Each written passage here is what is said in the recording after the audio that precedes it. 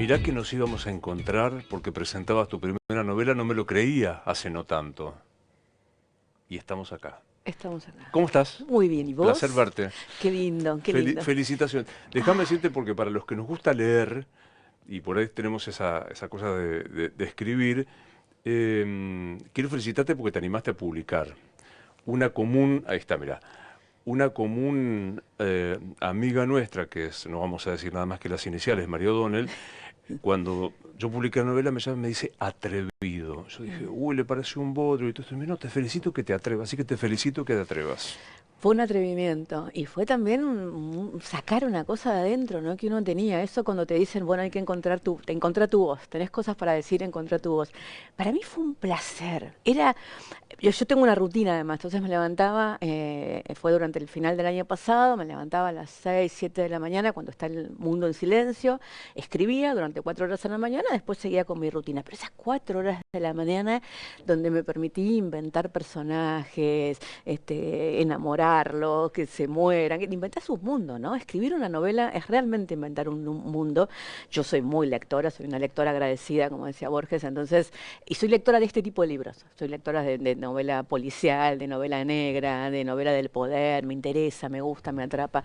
Fue realmente lindo, fue muy hermoso, fue ir armándolo, y después ahora, ¿no? Este momento en el que, bueno, vos me dijiste el otro día, me atrapó, y es eso, yo creo que escribo para que me digan, me atrapó, ¿entendés? O sea, que alguien me diga, no puedo largarlo, me atrapó.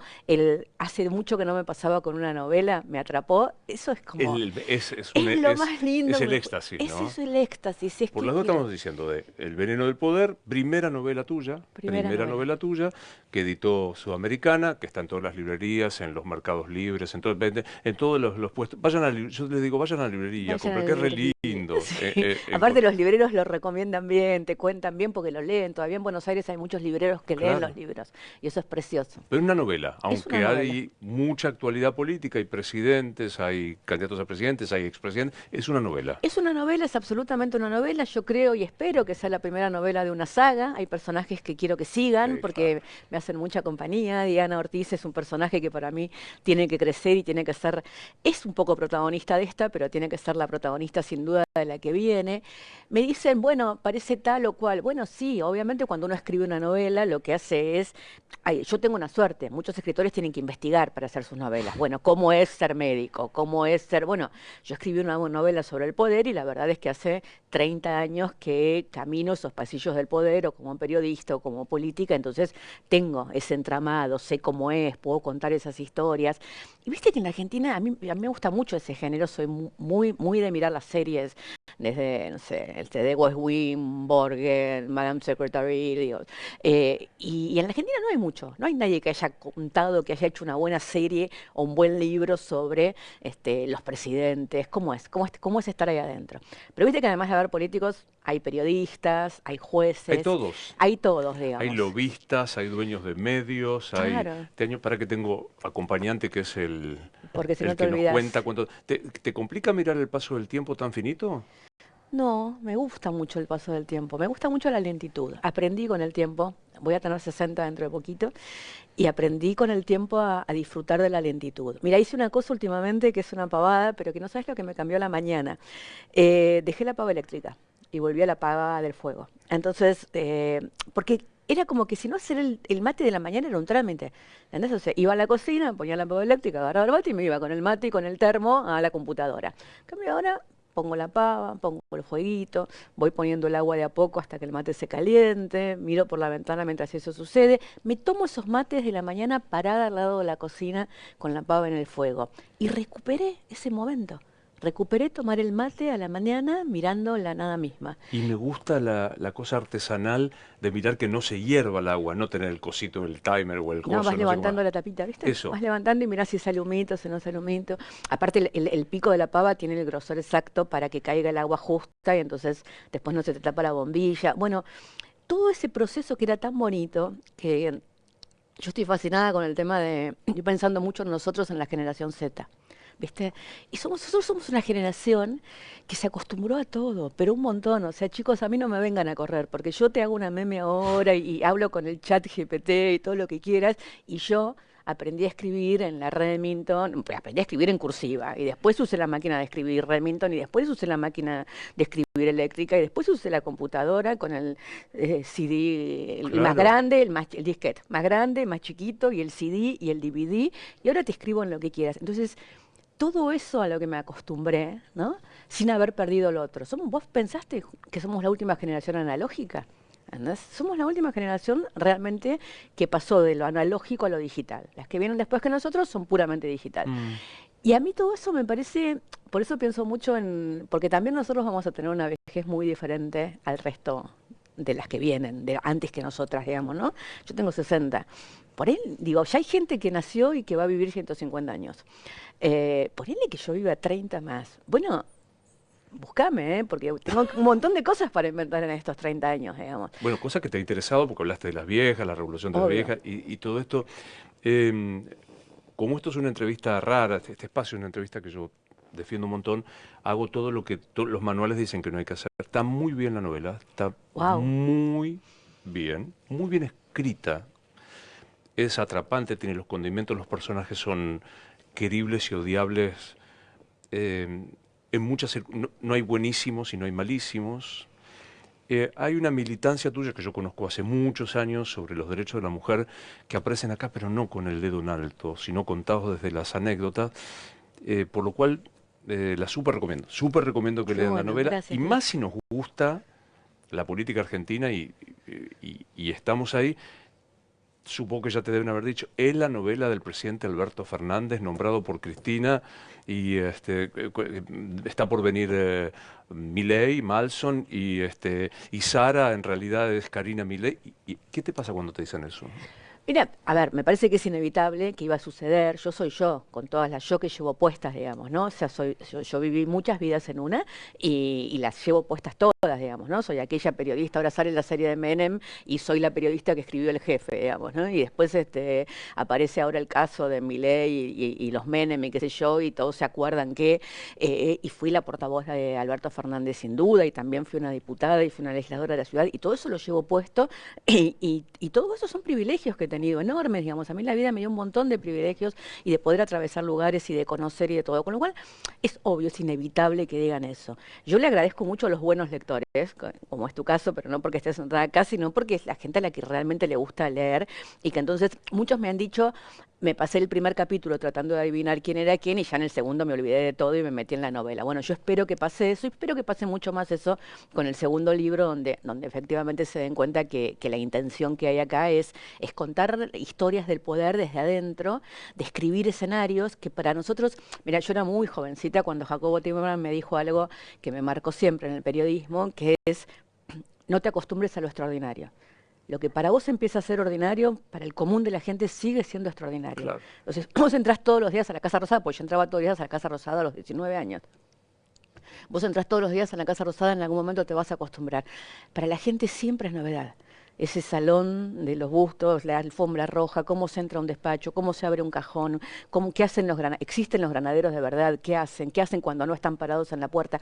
Bueno, todo ese mundo, mi papá era chofer, fue chofer de Cafiero y a mí siempre el mundo de los choferes es un mundo que me fascina, ¿no? Porque qué hacen cuando no están manejando, qué saben de las historias de los diferentes. Entonces, viste que acá Es hermoso. el Acá chofer tenemos es un chofer adorable, adorable, adorable. adorable, y al que se lo cuenta eh, incluso con una vida personal muy difícil. O sea, cobra vida ese personaje. No, no es el chofer que lleva y trae y sabía o no sabía qué le pasó a la pareja del presidente. Em, Empatiza con ella, ¿viste? La quiere, le da cosa, digamos, y ¿entendés? los veo Sí. casi Los veo todos. a todos, los veo a todos. ¿Qué es después de escribir, después de vivir, qué es el poder?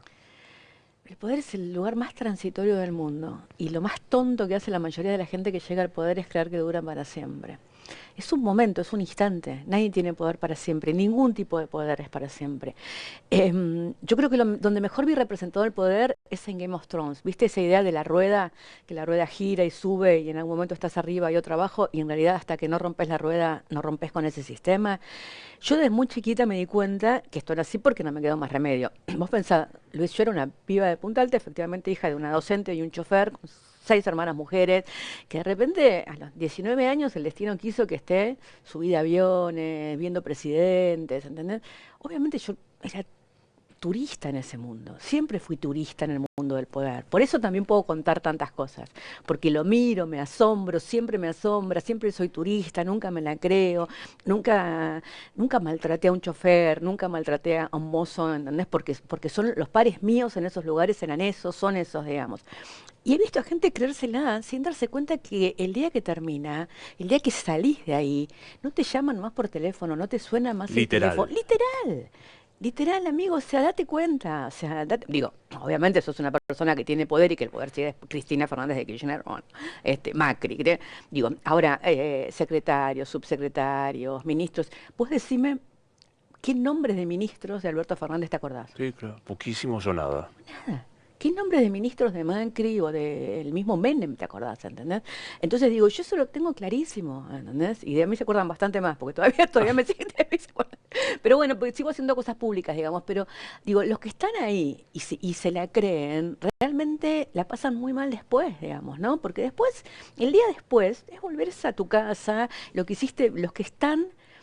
Mira, yo me estaba yendo del gobierno y me presentaron a quien iba a ser mi sucesora en ese momento, que no era exactamente Adorni, sino una chica Belén se llamaba, y que fue secretaria un tiempo y después juntaron todo lo de Adorni. Y hablamos de un montón de cosas y en un momento le digo, pregúntame lo que quieras. Y me dice, dame un consejo, el único consejo que me darías. Y le dije esto, le dije, tenía una nena chiquita. Cuida a tu nena, cuida a tu pareja, cuida a tus 2 o 3 amigos, porque esto se termina. Y se termina de un día para el otro. Y se termina inesperadamente. Y ese día van a estar tus hijos, tu familia, tus amigos, digamos, ¿no? Yo he transitado toda esta vida mía con 2, 4 amigas así, que vamos y vamos y vamos y pasa lo que pasa y estamos. Acá, Ahí están, hay ahí un están. culto a la amistad, no un culto, un tributo, esto no me sale, a la amistad entre las mujeres, hermoso. Diana tiene unas amigas Que hermosas. a mí me ha pasado todo el tiempo, ¿eh? Estos días horribles, tremendos y qué sé yo, y llegar a casa y que las chicas dijeran, vamos para allá, llevamos un vino, ¿entendés? Si venían a casa y nos tomábamos un vino y relajábamos. Y mis amigas, y mis hermanas, y mis hijos, y ese es el mundo que está siempre, que también la pasa tensionado y mal y qué sé yo, en el momento en el que vos estás muy expuesto y también tenés que saber cuidar eso, ¿no? Digamos, y también es lo ingrato y lo injusto y como a veces te duele el cuerpo cuando estás en lugares de mucha exposición porque decís, bueno, yo me la banco porque elegí eso, mis hijos no eligieron esto, ¿no? O sea, ¿por qué se la tienen que bancar mis pibes que no eligieron esto, digamos? Entonces, digo, hay veces que tenés que tomar decisiones, digamos, y yo cuando en un momento dije la política para mí llegó hasta acá, que fue 2 años antes de irme, porque yo lo decidí cuando estaba en la Cámara de Diputados y dije que no quería reelegir, y bueno, y ahí pasó que me ofrecieron ser portavoz y dije, bueno, cómo no, digamos, ¿entendés? Fue un privilegio ¿Me que me contás encantó. cómo llegó el cargo?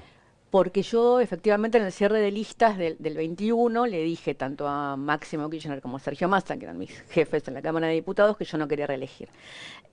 Porque ya estaba, había sido 8 años diputada de la ciudad, 4 años diputada nacional, me parecía que ya estaba, que yo mucho más no podía dar en la política, había tenido el enorme orgullo que me permitieran cerrar la noche del aborto, el discurso ese que para mí es uno de los momentos más bellos de mi vida política, hacer muchas cosas que quería hacer y ya estaba.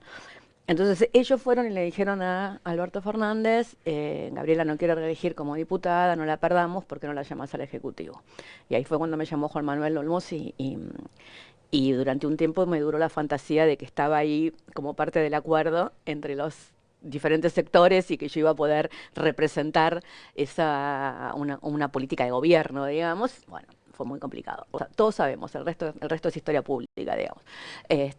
Pero al mismo tiempo sí siento el orgullo de haber creado un lugar que hoy persiste, aunque en estos días esté medio borrado Adorni, la verdad es que destruyeron otra cantidad de lugares, pero el cargo de portavoz, que no existía, el atril, las conferencias de prensa y todo eso, que fue algo que venero mucho estas historias y que me parecía que todos los grandes países del mundo tenían su portavoz, su atril, sus conferencias, teníamos que tenerlo.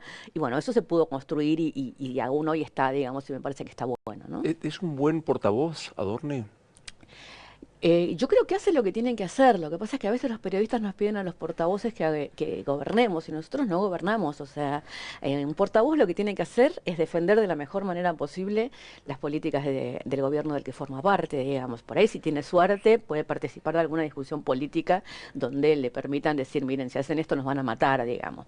Y fracasar y perder batallas todo el tiempo, es Te básicamente, digo, ¿no? en esto de la defensa del Yo gobierno, creo que ¿lo hace bien él Adorni? defiende al gobierno, digo, es un gobierno para mí indefendible, pero dentro de un gobierno indefendible, él lo defiende en sus modos, en sus, ¿entendés? O sea, si yo hubiera hecho las cosas que hacen Adorni, me hubieran matado, más de lo que me han criticado, pero digo, él tiene este presidente y este portavoz, en ese sentido tienen empatía entre ellos, ¿no? Son como parecidos la manera en la cual comunican. Es inevitable que haga referencia a la novela, no voy a spoilear. Solo voy a contar Solo algunas quiero hablar de cosas. la novela, así que ahí vamos. Digo, hay un presidente Salvador Gómez que lo nombra sacristán. ¿Cómo se dice sacristán en alemán? Vos sabés que no sabía, vos me dijiste. Kirchner. Mirá vos.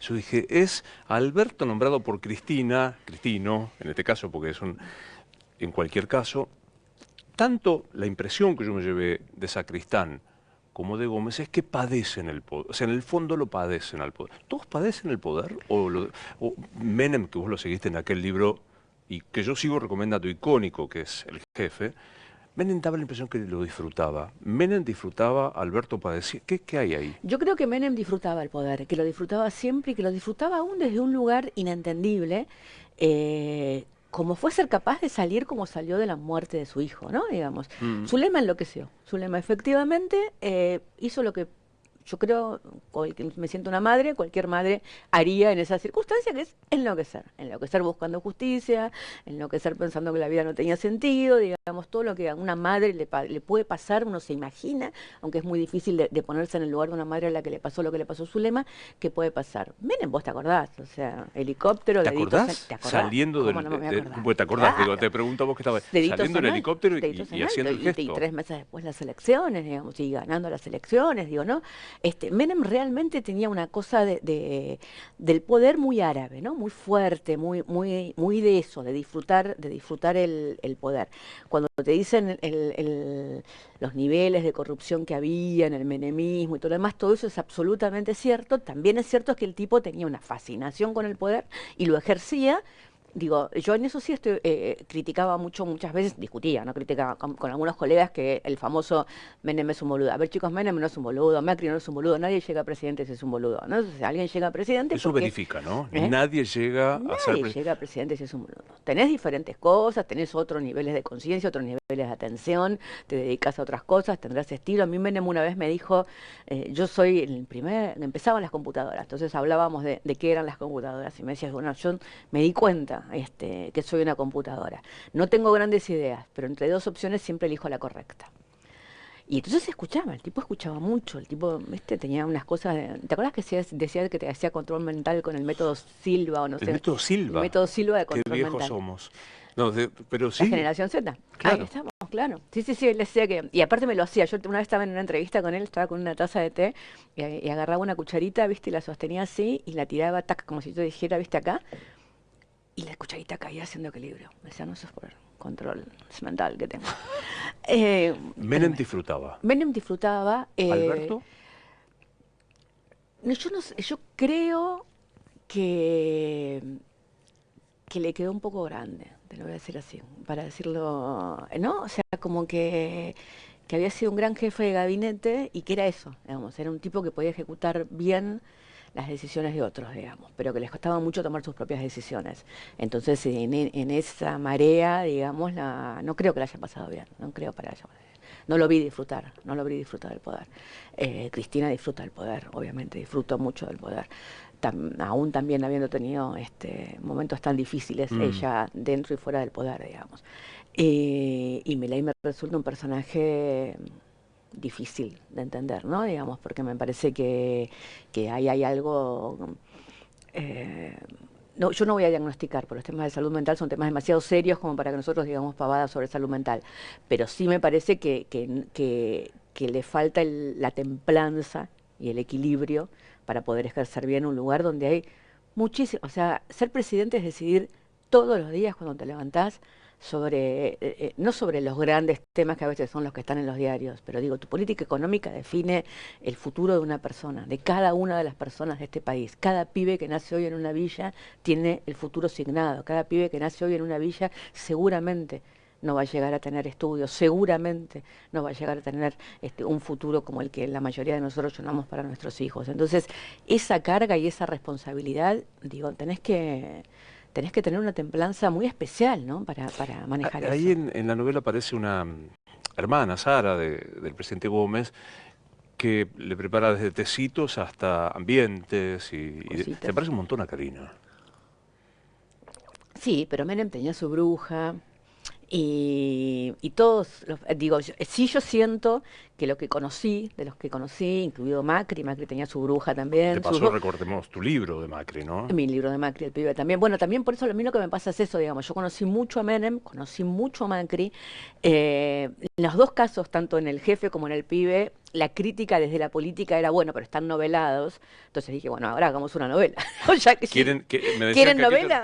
toma, ¿Querían ficción? Toman ficción, ¿entendés? Y entonces, efectivamente, hay un momento donde esos personajes con mucho poder son muy vulnerables. Y entonces el que en esa vulnerabilidad les acerque lo que fuera, astrología, tecitos, digo, muy pocos lo que tuvieron en ese momento, que es la gran pelea de Diana para conseguir, es terapia, es un psicólogo, es un ah, profesional, digamos, ¿no?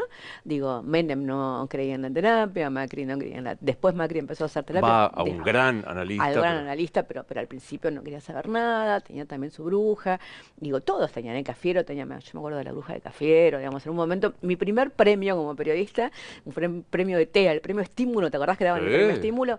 Era por una nota que se llamaba Votos Brujos, que eran los brujos y las brujas de los políticos en aquel momento, 1989, o sea, estábamos hablando de quienes estaban en ese momento en boga, así, Alfonsín, Cafiero, Menem, digamos siempre hay algo, hay una persona ahí que es la que los contiene. En el caso de Salvador Gómez en particular, digamos, Sara tiene que ver además con quien lo contuvo siempre, ¿no? Digamos, o sea, en esa infancia tan compleja que tiene El Salvador, hay alguien que lo arma, digamos, ¿no? Hay como hay una imagen que es la de los jarrones chinos que cosen con hilitos de oro, ¿viste? ujú, Digamos, entonces Sara es de alguna manera la que logra que Salvador esté entero, que no se desarme, digamos, ¿no? Que pueda levantarse todos los días y seguir yendo. Y a él también le pasa que entonces de repente ella no está y cuando no está es cuando hace las macanas claro. cuando busca otras minas, cuando, ¿entendés? O sea, cuando se pierde, digamos, en su mundo. Y después sí me parece que lo que me importaba hacer, y espero haberlo logrado, es que en la voz de algunos personajes haya algunas cosas de lo que efectivamente siento y pienso sobre la injusticia del mundo, los efectos de la política y del periodismo, que me parecía que era un gran desafío, como era una novela, que no tenían que estar como párrafos aparte, bajados de línea, sino que tenían que estar en el En la debate, trama, en la claro. trama, digamos, metidos en la Hay trama. algo muy interesante. Bueno, Diana Ortiz es nuestra heroína, la queremos ser amigos de ella Que tiene sus contradicciones, ¿viste? Porque Claro, Diana no lo puede, no puede zafar de Salvador. aclaremos, fue la ex de Salvador, del presidente, eh, hoy día una de las ministras más importantes. Pensé en Vilma, ¿qué voy a hacer? No tengo más Bueno, pero le remedio. maneja la comunicación, con lo cual otros pensaron en mí, En digo, vos, o claro, sea, digo, es una mezcla de Vilma y Cerruti heroica por momentos, pero en un momento Diana Ortiz dice, y espero no spoilear, ojo pues se viene la derecha, ustedes no están entendiendo nada, están mirando, primero un debate muy interesante sobre el sistema democrático. Seguimos usando un sistema 1789, exacto. 2025, con una tecnología totalmente distinta y con algo que es no satisfacer lo básico. Pero Diana advierte, ojo que se viene. Sí, Este Malson que está por... me encantó la elección del Malson. nombre. Es hermoso, mal hijo, ¿no? Pero digo, se ve venir. ¿Vos sentís que Alberto, Macri o quien sea propiciaron a Milei? No, yo lo que sí creo, mira, yo te voy a decir una cosa que siempre... Sergio Massa estuvo a 3 puntos de ganar en Mm, primera vuelta. Que eso quiere decir que con un poquito menos de interna en el oficialismo, con un poquito más de ganas de todo el mundo de que ganara Sergio Massa, tal vez hoy sería Sergio Massa el presidente y no Milei. Lo estaríamos puteando en 5 idiomas a Sergio Massa, pero no sería la tragedia que estamos viviendo. Milei Entonces, es una tragedia. yo creo que Milei es una tragedia, sí, claro. Sí, hubo algunas tragedias en la historia argentina, algunas muy brutales y muy históricas, del siglo XX sobre todo, pero del siglo XXI, la tragedia argentina del siglo XXI es Milei, o sea, cuando Milei se vaya, que se va a ir en 2 años o cuando sea, este país va a ser completamente diferente. Y no es que va a ser completamente diferente porque Milei se equivocó con alguna medida o porque sacó un subsidio o por los hechos de corrupción, digamos, porque realmente la manera en que está asumiendo a la generación más chica de la Argentina en este momento en la pobreza es una cosa que no tiene perdón y además la falta de horizonte, de proyecto, de sentido de comunidad para todos los pibes y las pibas que en este momento entre los 15 y los 25 años están completamente perdidos, porque lo que no hay más en la Argentina, que siempre fue muy importante en la Argentina, es el sentido de comunidad, es el sentido del otro. Eso nos diferenciaba, eso nos hacía equipo, eso nos hacía algo lindo en medio de todas las cosas que pasaban en el mundo, digamos.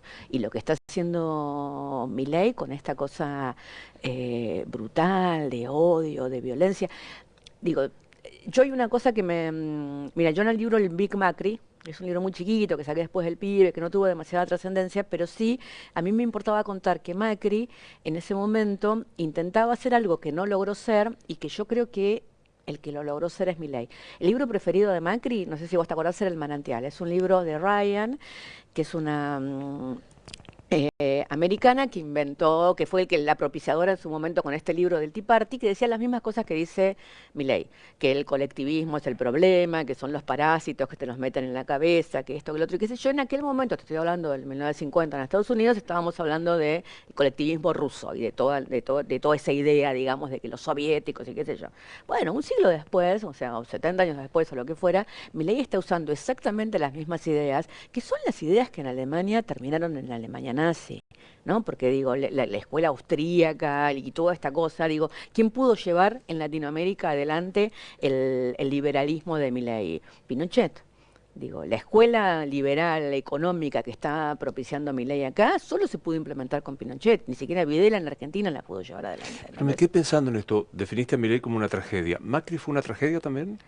Macri no logró ser Milei, porque por suerte en aquel momento, porque veníamos de 12 años de kirchnerismo, porque veníamos con un país que necesitaba. ¿Vos te acordás que Macri en un momento tuvo que hacer una vuelta y decir que no iba a privatizar aerolíneas, no Ujú. iba, y tuvo a Michetti de vicejefa, y todo ese mundo que empezó a rodear a Macri, más centro derecha, digamos, y no hiperliberal, hizo que durante su gobierno no pudiera hacer lo que él hubiera hecho, se hacía lo que pensaba que había que hacer, que yo creo que es lo que está haciendo en este momento Milei, digamos. Entonces Macri no logró hacer todo eso, no se endeudó, todo lo que vos quieras, digamos, pero no logró, las políticas sociales de alguna manera continuaron con Carolina Stanley, digo, había una cantidad de cosas que el tipo no logró hacer porque no tenía la fortaleza en el Congreso, pero además porque su propio partido en aquel momento Sí, no se lo permitió. sí. Es lo que le digo, Trump avanza un montón y qué sé yo, pero los Max en un momento vuela por los aires, porque los partidos republicanos, en definitiva, el Partido Republicano tiene una lógica y no es que te va a hacer volar el Estado de Es los un Estados sistema Unidos. que Es que un banca. sistema que van. Entonces, Pero me quedo pensando en esto. Vos decías, un portavoz tiene que defender a su gobierno. ¿Te tocó defender un gobierno que tenía 1000% de inflación punta a punta? Que poco uno de mucho, ¿no? cada... ¿Eh? Un poquito mucho, ¿no? No, no, de punta a punta Alberto fue 1000%. Desde el que Desde asumió que hasta asumió que. hasta el final. Ah, ok. Digo, que generó que había en la provincia de Buenos Aires, gobernada salvo por Roulette, salvo por Armendáriz y María Eugenia, siempre gobernó el problema, uno de cada dos pibes pobres. Y algo muy personal, muy heavy, lea la novela. Un presidente acusado de violencia de género, que se decía feminista. ¿Cómo hiciste para defender eso? Sí, esto último que estás diciendo es algo que Vino post. vino absolutamente post y que no defiendo. O sea, yo no hablé nunca más con Alberto Fernández desde ese día en adelante. Nunca más. Epa, no sabía eso. Bueno, porque no, cosas. Desde que trascendió la Exacto. presunta, digo presunta porque no está condenada, la presunta violencia, Presunta. Digo, y habrá que ir a la justicia y habrá que ver qué por eso. pasa y todo lo demás, pero Pero yo soy nunca más volviste feminista a hablar. y digo, en principio, yo le creo a la víctima hasta que se demuestre lo contrario en Le crees tribunales, a digamos. Fabiola. Yo digo, no es no, yo no creo que él, yo te creo hermana, signifique que lo que está diciendo la mujer sea todo cierto y sea todo razón. Significa que, ante la debilidad de las mujeres para denunciar, lo que hay que hacer es esperar a que esa denuncia siga su curso y la justicia defina qué es lo que pasó y que la justicia investigue efectivamente y no. Pero digo yo no digo una cosa como feminista cuando estoy en el gobierno y hago otra cosa en mi casa, digamos, digo. Hay una denuncia, investíguenla y yo... ¿Te sorprendió? Me da curiosidad esto. ¿Te sorprendió enterarte lo de...? Sí, absolutamente. Nunca viste, digo, porque... No spoilemos nada. No Pero digo, spoilemos. acá hay un personaje cercano al presidente que sufre de... Nunca oliste, nunca oteaste la posibilidad No, de... bueno, una cosa, mira, yo veía el otro día, digo, los periodistas que trabajaban con Julieta Prandi nunca se dieron cuenta, digamos, qué sé yo, ese el meollo de la violencia intrafamiliar es que no te das cuenta, digamos, ¿no? Que no sale Real. que no sale del núcleo familiar, digamos, eso es así, digamos. Después uno ve relaciones tóxicas, ve cosas que no te gustan, ves cosas que decís, bueno, que son de los dos lados, digamos, ves algo que no está bien, digamos, ¿entendés? Pero bueno, al mismo tiempo, digo, no es el límite de una denuncia de violencia. Una denuncia de violencia uno lo toma como si es una violencia de violencia y hay que esperar a que se resuelva, digamos. Después, digo, yo fui portavoz de un gobierno que esos dos datos que vos decís son así. Inflación y pobreza. Inflación y pobreza, yo intenté en su momento decir que estaba mal medida y casi me matan. Hoy todo el mundo dice que estaba mal medida y que en realidad no bajó tanto, sino que antes no era tan alta, lo que pasa es que estaba mal medida. Es muy difícil que te escuchen cuando hablas de esos temas, cuando estás en un gobierno. Me acuerdo de esa vez porque aparte era notorio, o sea, yo decía, la pobreza en la Argentina, vos lo sabés, como lo saben todos, se mide por encuesta de ingresos. La gente no declara los ingresos que tiene por diferentes razones, porque está negro, porque el plan social no lo considera ingreso, por lo que fuera, con lo cual cuando vos tenés una encuesta, es una encuesta muy difícil, muy inasible, una encuesta por declaración de ingresos. Entonces, digo, era difícil de entender. Yo también fui parte de un gobierno que tuvo un montón de políticas buenas y un montón de cosas que estuvieron mal. Yo te puedo hacer la lista de las buenas, digamos, no es necesario porque no venimos a hablar de este problema, pero te puedo hacer una lista, desde leyes que transforman la vida de la gente y que pudimos impulsar y que pudimos votar, hasta haber podido manejar y salir de una pandemia morigerando el daño lo máximo que se pudo, hasta, digo, familias que ahora tienen casa y que no tenían, y universidades, y escuelas, y hospitales, y rutas, y un montón de cosas que cuando vos lo ves en comparación con lo que está sucediendo ahora, decís, bueno, no estaba tan mal, estaba bueno, digamos. Con una feroz interna, y con una incapacidad muy fuerte de generar un relato alrededor de eso, porque no solo tenía un ataque permanente y diario de toda la prensa y la política opositora, que es lo que uno espera en un gobierno, sino también de toda la prensa y la política propia, digamos. Entonces, en ese marco era muy difícil tratar de explicar nada y gobernar o lo que fuera. Sí, lo único que yo puedo decir con respecto a mi trabajo es que yo hice lo que tenía que hacer, que fue defender ese gobierno, comunicar lo que tenía que comunicar, sin generar internas, sin formar parte de ninguna de las internas y quedándome ahí hasta el último día. Entra por ahí Alberto Fernández, ¿qué le decís? No, yo le tengo un cariño personal, obviamente, digamos, o sea, no tengo nada para reprocharle desde lo personal. Porque además también, me parece que uno también tiene que entender eso, Luis, digamos, yo por lo menos lo entiendo así, digamos. Yo no juzgo a las personas por el lugar que ocupan en determinado momento de la vida, sino por lo que son, ¿viste? Porque si no es muy difícil, yo he ocupado diferentes lugares en diferentes momentos de mi vida y no me defino como eso. ¿Quién es Gabriela Cerruti? Bueno, fui periodista, fui diputada, fui portavoz, ¿entendés? Un montón de cosas. ¿Qué es lo que soy permanentemente? ¿Qué sos? Yo soy una mina buena, una buena mina. Soy una buena mina que le gusta mucho escribir y decir. Mi don es la palabra. Si yo tengo un don es la palabra. Me gusta escribir, me gusta decir. Que tengo un grupo de amores al que le debo la vida, porque la verdad es que a mí me han salvado mis hermanas, mi vieja, mis hijos, mis exparejas, mis amigas, digamos. Y, y que lo único que quiero, de verdad, mi único propósito en la vida es que todo el mundo pueda ser en algún momento un poco más feliz. A mí me duele muchísimo la injusticia del mundo, muchísimo. ¿Entendés? O sea, no es algo que me pase cuando estoy en la política, ¿entendés? O sea, a mí me parece, yo digo, los pibes en la calle, la gente durmiendo en la calle, mi mejor momento cuando me preguntan cuál fue tu mejor momento en la política, fue cuando fui ministra en la ciudad de Buenos Aires. Porque ahí podía, viste, ir y darle una casa a uno, hacerle resolverle el problema al otro, levantar al pibe de la calle, ese momento, y eso es lo que, viste, lo que yo siento que Diana muchas veces habla de eso, ¿no? ¿Entendés? Bueno, ella tiene un recuerdo muy potente, hay una escena muy potente de ese gran momento en donde ella siente que transforma, que está haciendo, y enfrentada a la realidad que le toca, ¿no? Dijiste algo muy interesante, porque digo, iba a decir el pobre, y lo voy a decir, el pobre presidente Gómez de la novela está acosado por su antecesor y creador Sacristán, y es una carga muy potente en la novela. Se parece mucho a lo de Alberto y Cristina, ¿no? Sí, yo creo que se parece mucho de todo. Digo, Macri estaba muy acosado por la figura de su padre, muy Mm. acosado por la figura de Franco. Eso, o sea, él entró por primera vez a la Casa de Gobierno de la ciudad de Buenos Aires de la mano de Franco, cuando Franco lo llevó a conocer a Grosso, porque Franco hacía negocios con Grosso, obviamente, y su hijo directo era Grosso, no era Mauricio, Bueno, ¿entendés? Franco dijo abiertamente que no estaba en condiciones su hijo de ser presidente. ¿Qué dijo que estaba condicionado de ser presidente? Le decía todo el tiempo, lo abrazaba a Grosso y decía, ¿por qué no serás mi hijo en lugar de este boludo? Digamos, es esa relación de Franco y Mauricio. Digo, todos tenemos fantasmas. ¿Quién no tiene fantasmas? Digamos? De esos fantasmas que nos acosan, que cada tanto aparecen. Y yo creo que la gente en determinados lugares de poder siente esos fantasmas muy cerca, ¿no? Digamos, o sea, frente a quién queremos ser geniales, ¿entendés? O sea, ¿a quién le queremos demostrar que somos geniales? O sea, hay algo, ¿cuál es esa mirada que nunca te termina de coronar, ¿no? Digamos, entonces yo Es tenía, súper interesante lo que estás diciendo. Yo lo quiero subrayar. ¿Ante quiénes uno quiere ser genial? Digo, no ante el electorado, bueno, o sí, qué sé yo, ante el electorado o ante los pares. Hay algo mucho más personal, ¿no? obvio, todos queremos, pero además todos queremos eso, que no, esa mirada, eso que no conseguimos. Mira, una vez en una campaña electoral, una fotógrafa me dijo, tenés unos ojos hermosos, y yo, pero da triste, tenés una mirada triste.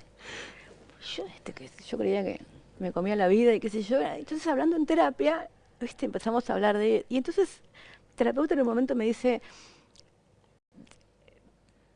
tu relación con tu papá... No, mi papá estaba re orgulloso de mí, esto, el otro, andaba con el jefe bajo el brazo y esto y no otro, y qué sé yo. Y le digo, ¿sabés lo único que a mí me pesa? Nosotros somos 6 hijas mujeres, yo soy la tercera. La primera fue mujer y todo bien. La segunda fue mujer y todo bien. La tercera tenía que ser varón. Y a mí me pesa un montón no haber sido el hijo varón que le quería. ¿Entendés?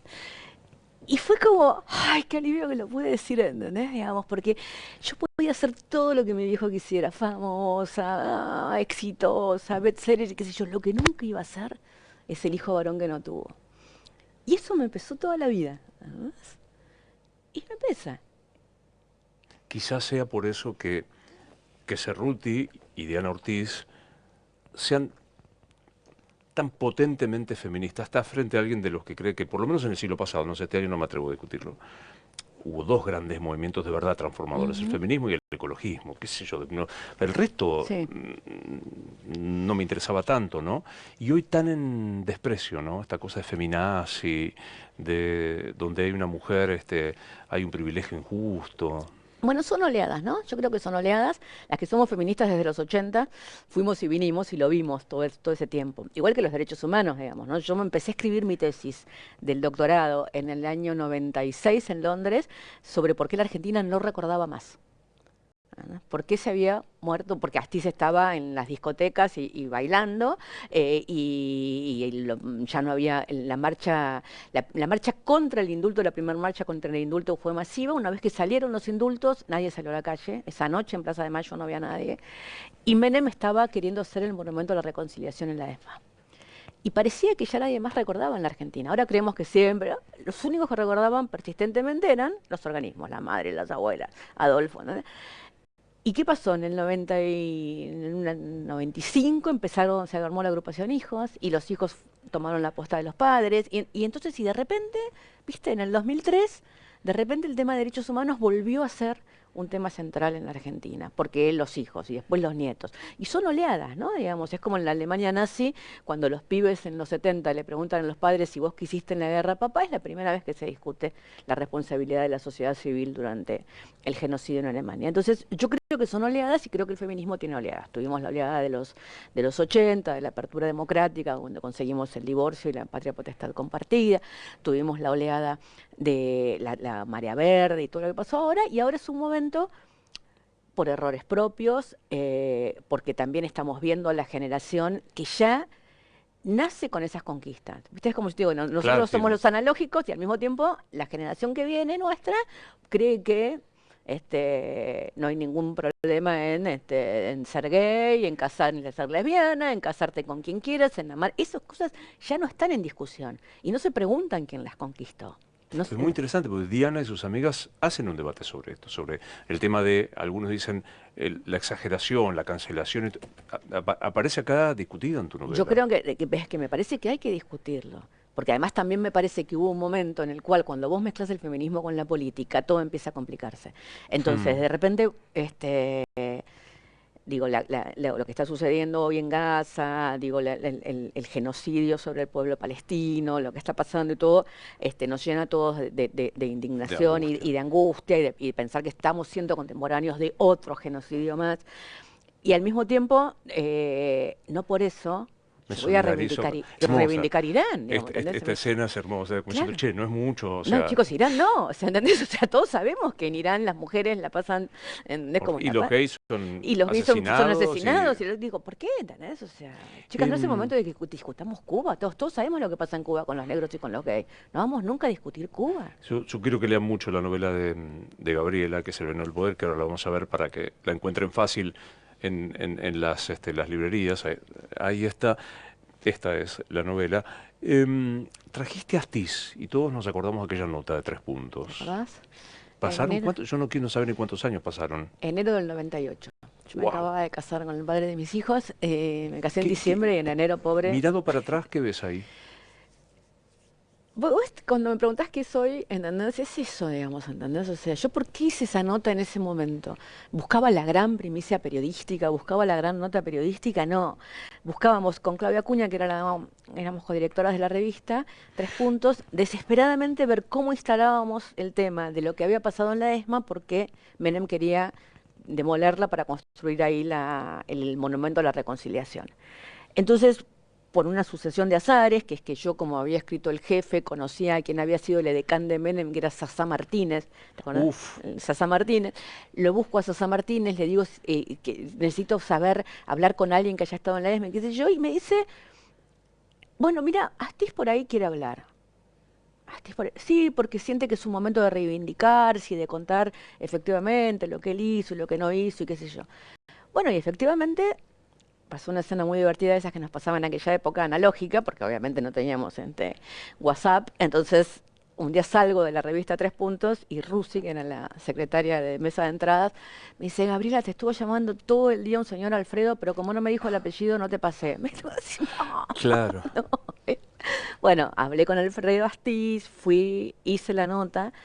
Y la hice y la publiqué, ¿no? Con esa, no sé si es, viste, porque a veces te dicen qué valiente fuiste, qué sé yo, valiente es otra cosa, ¿no? Digamos, yo nunca fui valiente, digamos, siempre, a veces, Y cómo fue? Yo ni me acuerdo cómo terminó. Porque él te acusó después que habías violado un off, que él te lo había él hablado. decía que me lo había dicho en off, yo le decía, los off se acuerdan, no había un acuerdo de off, y Esto es re importante que estás diciendo. Los soft no son unilaterales. No es que yo obvio, me siento que te digo esto es en off. Bueno, vos puedes decir, no, ¿sabés que no? no, No me importa, no, no, no. claro, O obvio. charlamos o no O no charlamos. charlamos O son. sea, Y además los soft tienen un límite. Si un tipo claro. te está diciendo un delito, obviamente ese es tu límite, digamos. Porque ese también es la discusión, y eso también me parecía que era lindo poder ponerlo en la novela, ¿no?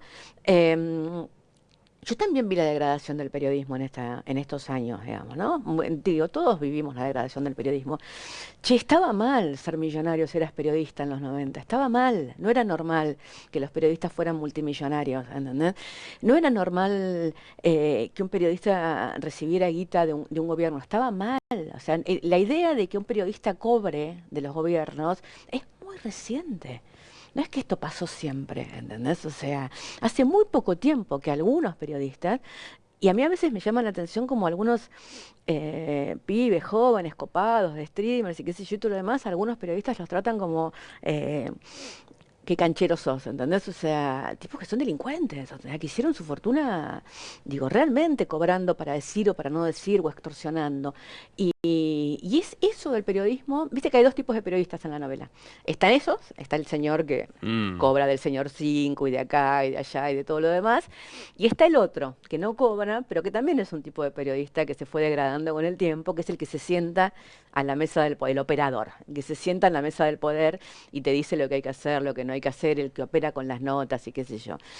Para mí el periodismo es esto, ¿entendés? Son las grandes entrevistas, son las grandes investigaciones, es que vos veas a un periodista y sepas exactamente quién es. Yo tengo un montón de periodistas, no sé, de Clarín, de La Nación, de medios así, que no estoy en nada de acuerdo con nada de lo que digan, pero que les conozco la trayectoria y que sé que nunca en su vida cobraron para decir lo que están diciendo, Mm. aunque no estén nada de acuerdo con lo que están diciendo, digamos, ¿entendés? Bueno, en la novela también aparece este submundo de los operadores, de los servicios, que es apasionante y que me imagino que transitando los pasillos del poder debes haber visto y debes haber este, padecido en alguno de los momentos. ¿Haces un mea culpa de cierta soberbia cuando estabas en la portavocería? Yo me acuerdo que te enojabas que te dijera vocera, había que decirte portavoz. Digo, No me enojaba, te pero decía. levantabas un poco el dedito. No, Camine, Acuña, ¿cómo se llamaba? Al que le mandaste a caminar, al de los precios. Acuña, uy, qué feo, me olvidé el no me nombre. acuerdo el nombre, pero Peralta. Camine Peralta. no era caminar para alta, era vaya al supermercado. Digo, si estaba, Pero ¿no notaste, no te ensoberbeció el poder? no, lo mismo que si ustedes, digo, si vos escucharas a los periodistas del otro lado del televisor, digamos, el nivel de soberbia que maneja la enorme mayoría de los Y periodistas, narcisismo. y narcisismo, y decirle a los gobiernos lo que tienen que hacer, y decirle, cuando es tan complejo gobernar, pero tan complejo gobernar, ¿entendés? Digo, y aparte esta cosa de que nosotros, no sé si vos te acordás, pero cuando éramos muy jóvenes, no acuerdo qué programa de radio tenías, y hacíamos los chistes sobre el qué barbaridad. ¿Cómo? En la red. En la red. Habíamos fundado la asociación Qué Qué Barbaridad. barbaridad, porque había empezado una cosa que ahora es el periodismo indignado y que son Ah, todo lo sí. mismo, donde eran los periodistas diciendo qué barbaridad. ¿Qué es un tipo de periodismo? ¿Entendés? Pues yo te digo, yo creo en la crónica periodística, en la investigación. Ahora son todos periodistas de opinión. Cuando yo era joven, para opinar, uff, tenías que tener, viste, ¿Sabes qué? muchos años de carrera para poder Me, opinar, lle- me ¿entendés? llevé, me llevé tu libro para leer y otro de los libros que me llevé es el de Sarlo. Y ella decía, había que ganarse la primera persona. O sea, era una Sarlo todavía que nos llevaba unas cuantas generaciones, decía, ¿cómo en primer? Yo pienso, o yo creo. Bueno, a mí me pasa, yo doy clases de periodismo en la facultad viste, y me entregan los trabajos a veces y digo, ¿pero a quién le importa lo que a vos te pasa? Digo, de verdad, o sea, sinceramente, bueno, te importa a tu gente, a tus amigos, que Obvio. yo te demás, digamos, pero tú estás pensando en escribir al público. Hubo como una deformación de la crónica periodística con la idea de que la Mm. mirada subjetiva era contar lo que a mí me pasaba. No, la mirada subjetiva es contar desde donde yo estoy parado, pero no es lo que a mí me pasa, por un lado, por lo menos no exageradamente. Pero después el tema de la opinión. Vos los diarios, las notas son notas y el domingo la columna de opinión era del editorialista y del columnista. Y para llegar ahí tenías que tener muchos años, mucho prestigio. Ahora todo el mundo opina. Digo, Neusta y Grondona no opinaban tanto en los programas. Entrevistaban. Pero no es que se pasaban el programa bajándole línea a todo el mundo de lo que tenían que hacer. De ahí voy con el tema de la soberbia. Digo, yo soy obviamente, hablando, obviamente, ya eso se conoce, al mismo tiempo soy como re tranqui, todo el mundo me conoce, por eso a mí a veces me hacía, a veces me resultaba injusto, a veces me dolía, a veces me hacía gracia la idea de que dijeran que yo era violenta, brava, viste, yo soy yo, o sea, soy la piba, yo, mi Era cultivo, brava, no hinches. pero soy brava. No, violenta es otra cosa.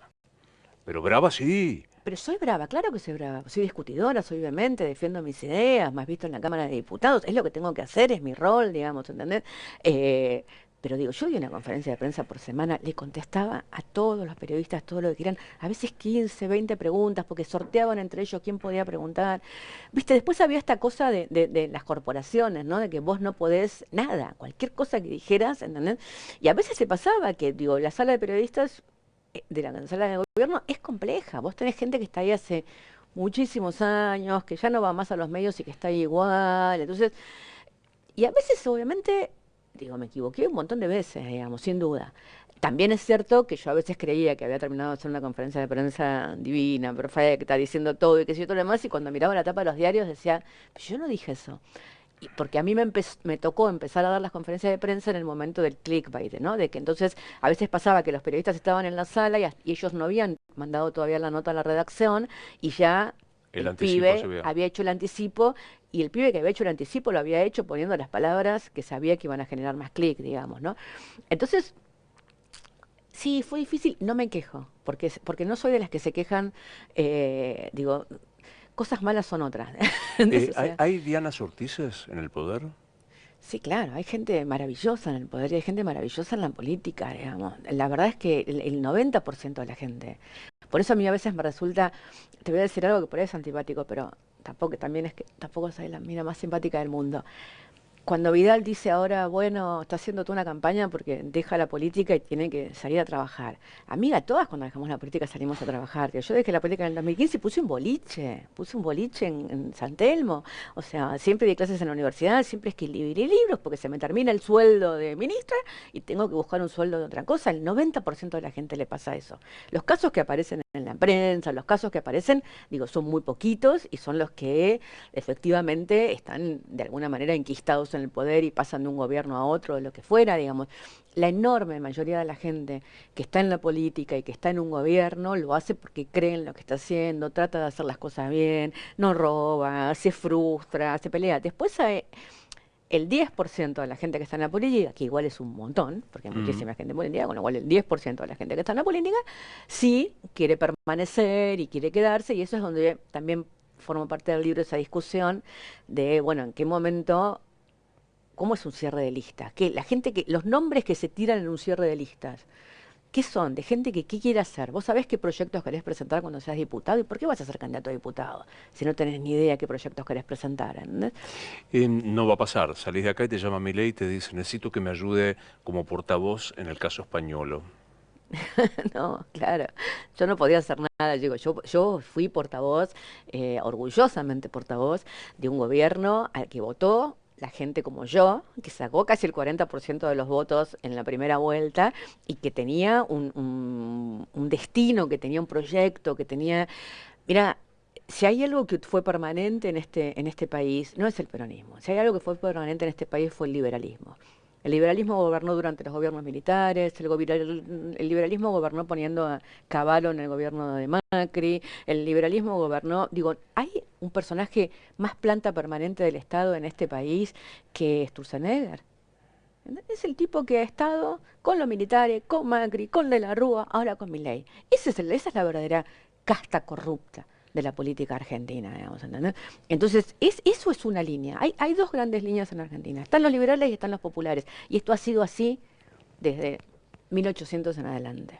Y yo, si me llamo un gobierno popular, ahora creo que no, porque ya creo que di todo lo que podía dar y que ahora solo quiero ser novelista, escribir y trabajar para la revolución de las viejas, digamos, y que las viejas seamos, no inventemos la nueva longevidad.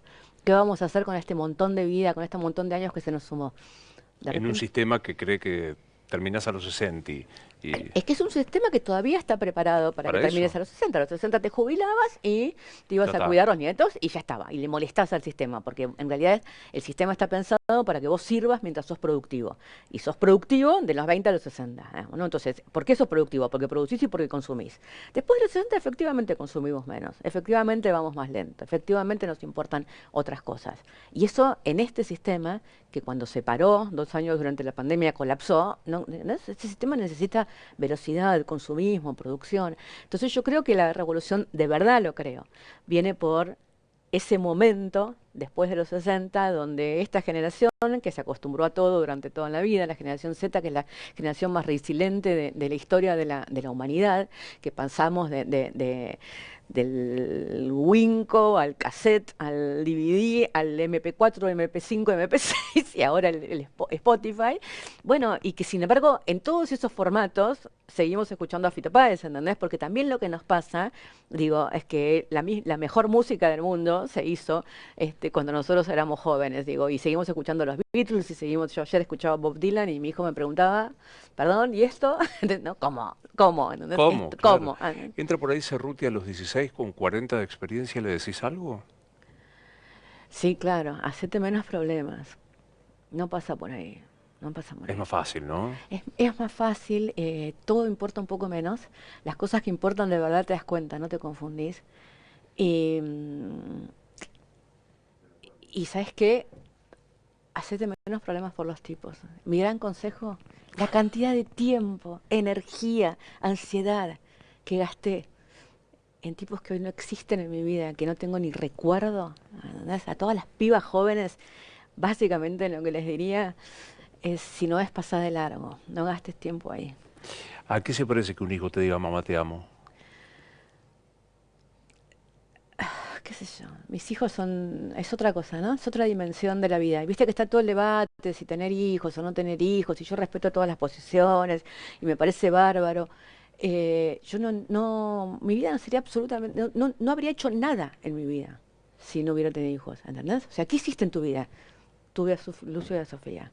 ¿Qué le dejas al mundo? Le dejo a Lucio y a Sofía. Pues trabajé, escribí libros, hice discursos. Hay un montón de cosas que ahora encima vas a encontrar en Google, digamos, ¿no? Pero de verdad importante. De verdad que transformó este mundo. ¿Qué hiciste?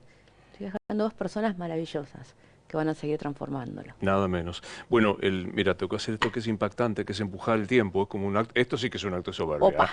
Empujar el tiempo. Pero igual lo desafío y tengo un ratito más. El libro de Gabriela Cerruti está obviamente en físico. Yo soy viejo, yo leo físico. A mí hay me que cuesta leer un montón el físico. ebook, pero está en ebook también para... Está en ebook, sí, pero lean lo físico, es tan ¿No? lindo. Igual viste que el libro se resiste, ¿no?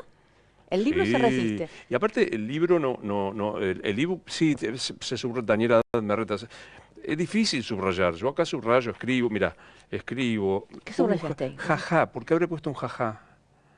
No sé, son como los periodistas, tenés que arreglar en toda la línea. Ah, es buena esto, cuando tiene que es buena toda esta cuestión. ¿Por qué hay que leer el veneno? ¿Por qué hay que leer el veneno del poder?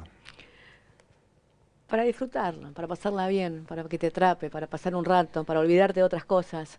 Yo creo que a mí me gusta la literatura que te atrapa y que te hace olvidar otras cosas y que te manda a otro mundo. Y también si te gusta y si te interesa ver el atrás de la escena, ¿no? En la Claro, cocina, todo eso que está pasando y que pasa y que es tan humano. Vos me decías no hay buenos y malos, porque no hay buenos y malos. Porque todos tenemos lugares oscuros, porque todos tenemos puntos ciegos, porque todos además somos capaces de grandes actos de bondad y de generosidad. Por eso importa tanto el contexto, por eso importa tanto, ¿no? Que lo que te rodea, por eso importan tanto los vínculos, porque los vínculos pueden sacar lo mejor de una persona o lo peor de una persona, total. ¿no? ¿Cuál es tu palabra favorita? Esto se lo fané al del Actor Studio, que se lo fanó a Lipton. Ok, ¿Cuál es tu palabra favorita? felicidad, La que menos te gusta. odio, ¿Cuál es el sonido en la vida que más te gusta? la risa de mis pibes. El que menos.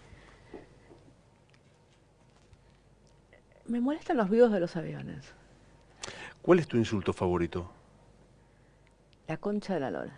¿Cómo gana, che? O sea, que está afanando. Y que es el insulto más Y lindo que hay, es aparte, potente, es redondo, ¿entendés? ¿no? Y aparte como que Sí, definitivamente, si Dios existe, Dios existe. Dios existe. Juguemos al catecismo de cuando éramos pibes. Llegás dentro de 40 años y te lo encontrás a Dios. ¿Qué te va a decir? Bienvenida. Nos morimos y ¿qué pasa? Nada, nada. Por eso es tan importante cómo van a recordarte. Hay un momento en la vida en que solo empieza a importarte, y yo estoy en ese momento, cómo van a recordarte. Y el otro día me pasó que estábamos con mi hija en la cocina, va a odiar, odian que cuenten anécdotas de ellos, pero estábamos con mi hija en la cocina y dice, ¿por qué estas mandarinas son más dulces? Y le digo, porque tienen la cáscara finita y pegada. La mandarina, cuanto más difícil de pelar es, más dulce es. Y me dice, buen tiempo para mis hijos. Y pensé, qué hermoso que me recuerde por esto. Qué bueno, qué bueno. Em, ya te dije que está muy bien la novela y etcétera, etcétera. Me gusta que nos podamos encontrar como siempre, con los altibajos, con las contradicciones que hemos tenido a lo largo de la vida, porque somos contradictorios. Porque somos contradictorios y porque no somos los lugares que ocupamos. Somos Es lo que una gran somos. frase, ¿eh? Que debió haber estado en la boca de... No me acuerdo si está la frase de Diana Ortiz. La próxima viene con ella, ¿no es cierto? Qué bueno que estés entusiasmada para escribir la próxima. Sí, la próxima viene con ella. Diana es una gran protagonista de lo que se viene. Te felicito por el libro. Gracias por la invitación, Nos Luis. vamos a encontrar después a seguir